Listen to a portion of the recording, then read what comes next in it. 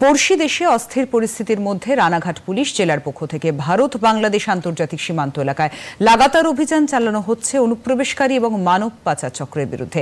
জেলার সীমান্তবর্তী হাঁসখালী এবং ধানতলা এলাকায় গত রাতে অভিযান চালিয়ে 15 জনকে গ্রেফতার করেছে পুলিশ। এদের মধ্যে 10 জন বাংলাদেশি নাগরিক এবং 5 জন দালাল। বাংলাদেশের বিভিন্ন স্থানের বাসিন্দারা অবৈধভাবে প্রবেশ করছিল এদেশে। গ্রেফতার হওয়া 10 জন বাংলাদেশের মধ্যে 5 জন পুরুষ, 4 জন মহিলা ও 1 জন নাবালিকা রয়েছে বলে জানিয়েছেন রানাঘাট পুলিশ জেলার ডিএসপি সোমনাথ ঝা।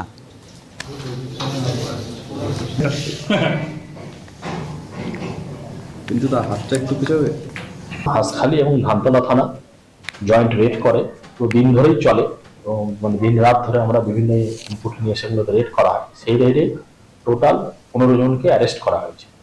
যার মধ্যে 10 জন হচ্ছেন বাংলাদেশ থেকে ইলিগালি ইমিগ্রেটেড হয়ে এখানে এসছে এবং 5 জন হচ্ছেন টাউটস যারা তাদের হেল্প করেছে। এইভাবে আমাদের ধানতলা থানাতে 2 জন টাউটস অ্যারেস্ট হয়েছে হাঁসখালীতে, আর ধানতলা থানাতে 13 জন টোটাল হয়েছে। তাদেরকে সমস্ত রকম কাগজপত্র চেক করা হয়, জানা হয় তাদের কাছে কোনো বৈধ কোনো কাগজপত্র ছিল না।